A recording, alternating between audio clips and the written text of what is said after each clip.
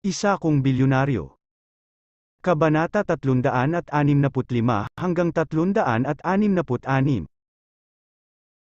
Ako ang anchor ngayon, alam mo, may party sa aming live broadcasting platform. Ito ay sabing hotel kung saan iniimbitahan ang mga sikat na anchor at mga taong may status, at maraming maggagandahan ang pupunta. Oh, hotel na ganyan, dapat maraming delicacies, makakakain ka ng marami, paano? Sumama ka sa akin.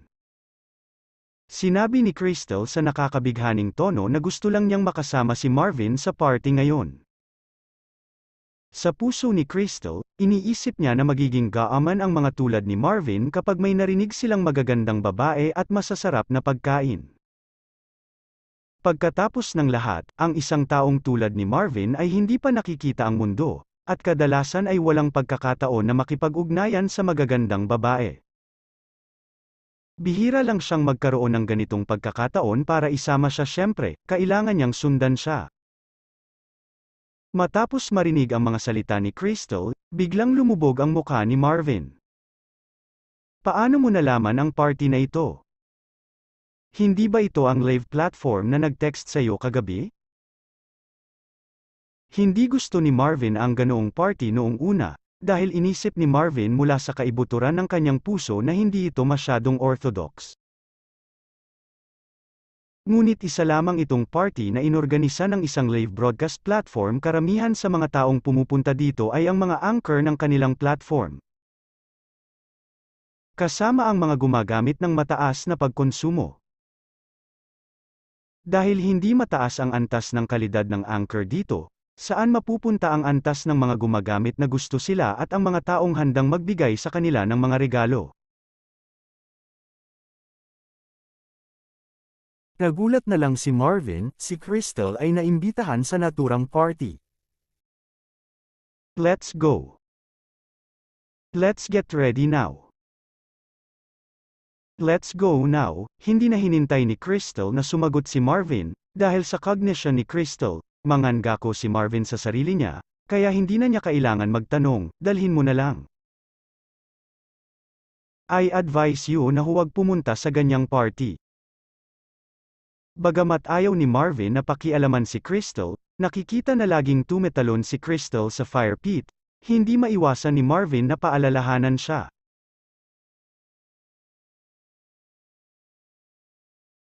Dahil sa mga bagay na tulad niyan kagabi, naramdaman ni Marvin na si Crystal ay na-brainwash ng live broadcast platform at nabulag ng live broadcast. Iniisip kung paano kumita, basta may magbigay ng regalo niya, mukhang kayang gawin ni Crystal. Ito ay napaka-abnormal, at alam ni Marvin kung anong uri ng mga tao ang nanunood ng live na broadcast. Ang pangit talaga ng mga sinasabi ng mga yan sa public screen. At ang kalidad ng mga sikat na anchor ay ganoon din. Kung mananatili si Crystal sa kanilang bilog sa lahat ng oras, mawawala siya sa sarili balang araw. At maganda rin ang sariling kondisyon ni Crystal. Kung talagang napagtanto niya na ang mga tinaguriang local tyrant sa upper-class society ay niloloko nila at nagiging mistresses nila o iniingatan nila sa pamamagitan ng naturang party, posible. Kung talagang tinahak ni Crystal ang ganoong kalsada, nagkamali ang kanyang buhay, ilang taon na lang ang dakilang kabataan ng isang babae. Kapag natapos na ito, natatakot ako na wala ng pagkakataong maglinis sa panahon ng internet. Nung time na yun, kahit sira na talaga. Hindi talaga matiis ni Marvin na makita si Crystal na naglalakad sa burek.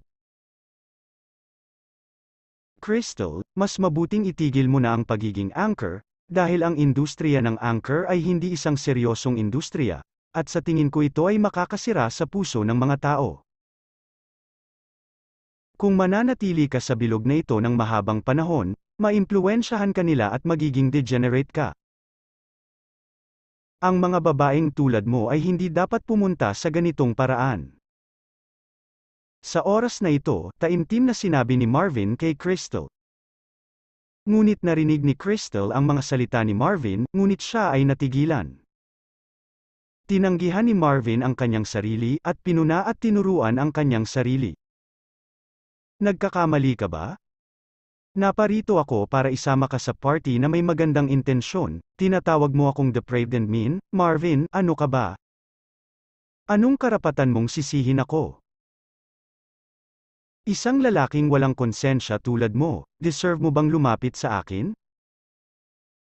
Mas mabuting ihiin mo ang iyong sarili at alagaan mong mabuti ang iyong kabutihan.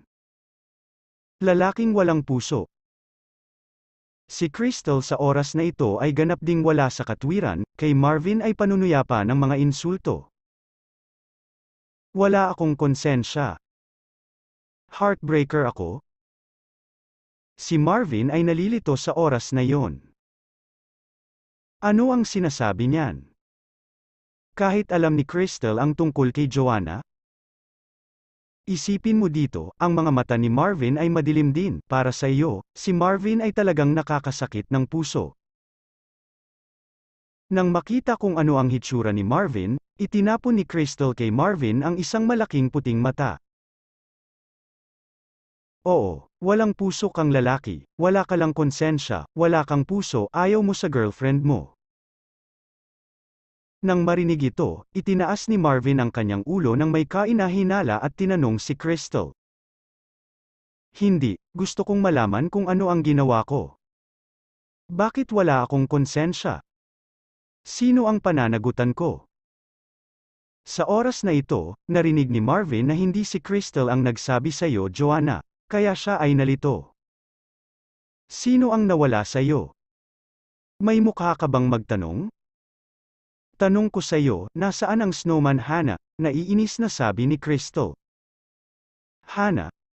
Matagal na mula nang marinig ni Marvin ang pangalan ni Hannah. Kung hindi ito babanggitin ni Crystal sa araw na ito, ang pangalan ni Hannah ay malalim na tatatak sa puso ni Marvin at hindi maantig. Ngayon ay tinatanong ni Crystal ang kanyang sarili kung nasaan si Hannah. Hindi talaga alam ni Marvin. Hindi pa nakikita ni Marvin si Hannah simula noong nakipag-showdown siya kay Hannah noong nakaraang pagkakataon. At pagkatapos noon, paulit-ulit sa panig ni Marvin ang maraming bagay, talagang wala siyang pakialam kay Hannah. Sa katunayan, kahit hindi abala si Marvin, walang kinalaman si Hannah kay Marvin. Naghiwalay na sina Marvin at Hannah, at walang koneksyon sa pagitan nila. Sa opinyon ni Marvin, si Hannah ay isang babae lamang na dati niyang nagustuhan, ngunit ngayon, ang mga bagay sa pagitan niya at ni Hannah ay lumipas na, at si Hannah ay nagkaroon ng bagong buhay at bagong kasintahan. Kung makikita muli ni Marvin si Hannah, parang nakakita ng pamilyar na estranghero. Natural, hindi gaanong pinapansin ni Marvin ang buhay ni Hannah pagkatapos makipaghiwalay sa kanya. Bukod dito, si Marvin ay walang impormasyon sa pakikipag-ugnayan kay Hannah. Matapos makipaghiwalay, ganap na pinaitim ni Hannah si Marvin. Hindi nakikita ni Marvin ang dynamics ni Hannah. Bagamat magkaklase pa rin sina Hannah at Marvin sa parehong paaralan, hindi na muling nakita ni Marvin si Hannah. Hindi ko alam kung kailan tuluyang nawala si Hannah sa mundo ni Marvin. Bakit mo siya nabanggit? Matagal na siyang nakipaghiwalay sa akin, paano ko malalaman kung nasaan siya? Mahinahong sabi ni Marvin. Oo, naghiwalay kayo, kahit na naghiwalay kayo, mahal niyo ang isa't isa. Dati kayo magkasama, hindi mo ba gusto si Hannah? Nakalimutan mo na ba siya pagkatapos mong maghiwalay? Parang wala pa si Hannah sa mundo mo, di ba? Napaka-cold-hearted mong tao. Anong karapatan mong sisihin ako sa isang tulad mo? Paano mo masasabi sa akin ang lahat ng ito? Sa oras na ito, sinabi ni Crystal. What the hell? Ano ang teorya ng pag-iisip ng Nima? Hindi nagmungkahi si Marvin na makipaghiwalay kay Hannah. Si Hannah ang nagpumilit na makipaghiwalay sa kanya. Bukod dito, si Hannah ay nakipaghiwalay sa kanya sa harap na paa, at pagkatapos ay naging mayaman siya sa likurang paa. Paghiwalayin ang bagay na ito, anak, ang sarili ay maghihiwalay ng isang partido Sabihin ay tahasan ay si Hana ang mag-jilt sa sarili. Higit pa rito. Noong kasama ko si Hana noong panahong iyon, malinis ang budi ko kay Hana, at buong buo at buong puso akong mabait sa kanya. Ang gusto ni Hana, bibilhin ito ni Marvin para sa kanya. Hanggat ito ang gusto ni Hana, sisikapin ni Marvin ang kanyang makakaya upang masiyahan siya. Ito lang ang gusto ni Hana mamaya. Hindi talaga maibigay ni Marvin. Si Hana ay nahilig sa iba at ipinagkanulo ang sarili. Kapag binanggit niya ang relasyong ito, siya ang nasasaktan. Matapos maghiwalay ang dalawa, nabuhay si Marvin na parang 1 taon, nagdurusa ng mahabang panahon, ngunit nakahanap si Hanaan ng bagong kasintahan sa susunod na segundo. Ang bagong kasintahan ay napakamapagmahal araw-araw. Ito ay isang masayang buhay para sa iyo at sa akin. Pagkatapos makipaghiwalay, nakita ni Hana si Marvin, sarcastic man o sarcastic. Hindi niya binibigyan ang sarili ng magandang mukha. Kung tatanungin niya ang kanyang mga kaklase, alam niya ang tungkol dito. Ngayon, kahit na sabihing masira ang malaking araw, imposibleng nabigo niya si Hana. Hindi inaasahan ni Marvin na aalisin ni Crystal ang kanyang pag-iibigan kay Hana at muling pag-uusapan. Bukod dito, patuloy na sinasabi ni Crystal na siya ay isang heartbreaker. Itong Nime talaga. Damn it. Kapag cropland ako, lahat ng uri ng kalokohan ay kukunin ko. Crystal, you used to live in the same dormitory with Hana. You should know what happened between us best. I didn't propose our breakup. Ako ang biktima at ako ay natapon. Ano ang ginawa ko kay Hana noong kasama ko siya? Hindi mo alam. Naramdaman ko ang aking konsensya at sinabing, hindi ako nagsisisi kay Hana, pilit na sabi ni Marvin. Alam mo ba kung nasaan si Hana ngayon? Tanong muli ni Crystal kay Marvin. Bakit ko alam kung nasaan siya? Naghiwalay na kami, hindi ko na kailangang magtanong pa tungkol sa kanya. Dahil ba hindi ko alam kung nasaan si Hana pagkatapos makipaghiwalay? Heartbreaker ako. Kung gusto mong sabihin yan, tanungin mo si Hana, alam ba niya kung nasaan ako at kung ano ang ginagawa ko? Naaalala mo ba ako noong nakipag-sex siya sa ibang lalaki pagkatapos ng breakup?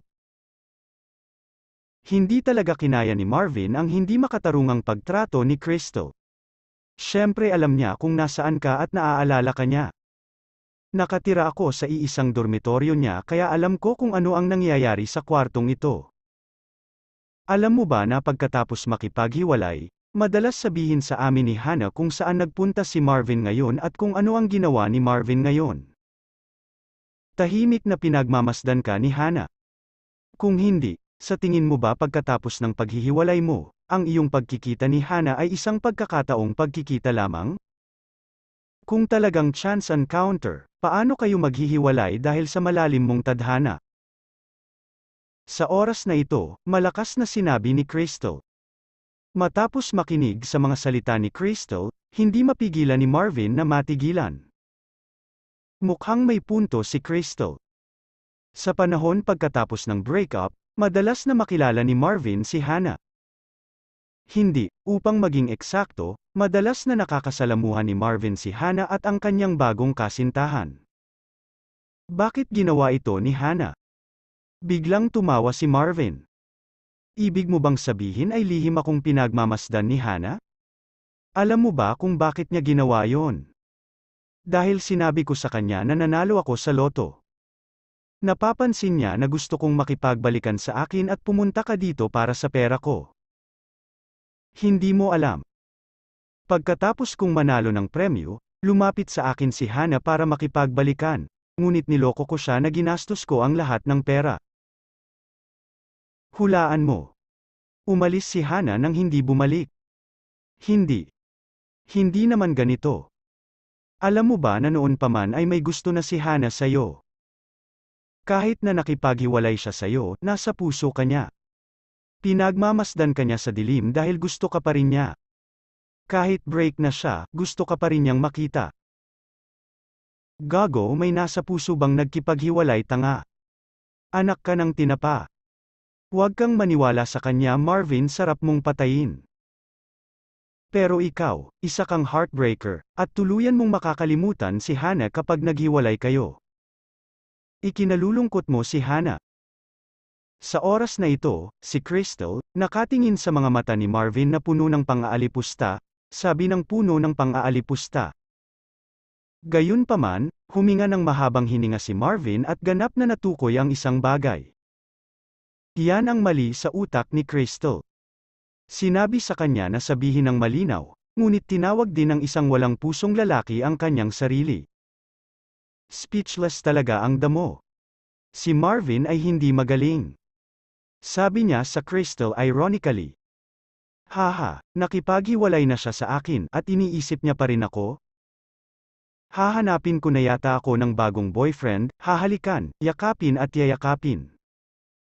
After meeting, sarcastic or sarcastic. It's talagang isang espesyal at mabigat na pag-ibig. Kalimutan mo na, sabihin mo lang ang gusto mo. May gagawin pa ako. Ayaw na ni Marvin na makipag-away pa kay Crystal. Ano ang punto? Anyway, noong kasama ko si Hannah, wala akong ginawang mali sa kanya. Nararamdaman ko ang aking konsensya at tinatreto ko si Hannah ng buong puso. Ang breakup ay iniharap ni Hannah, at binigyan din ni Marvin si Hannah ng pagkakataon na magkabalikan, ngunit hindi masyadong inisip ni Hannah ang kanyang sarili. At para sa mga nilalang tulad ni Crystal at Hannah, magkaiba ang tatlong pananaw. Ano ang silbi ng pag-aaway? Kung tutuusin, hindi ka maaring makipagtalo sa mga may kapansanan sa pag-iisip. Ang may kapansanan sa pag-iisip ay maaaring hilahin ang iyong IQ sa parehong antas ng kanya, at pagkatapos ay talunin ka ng mayamang karanasan. Sina Crystal at Hannah ay nakatira sa iisang dormitoryo. Natural, magsasalita sila para sa kanya mula sa pananaw ni Hannah. Ano pa ba ang pinagtatalunan nila dito? Ang pinakamahalagang bagay sa puso ni Marvin ngayon ay walang pusong makipag-usap kay Crystal. Paki-like and subscribe naman. Salamat sa mga sumusubaybay.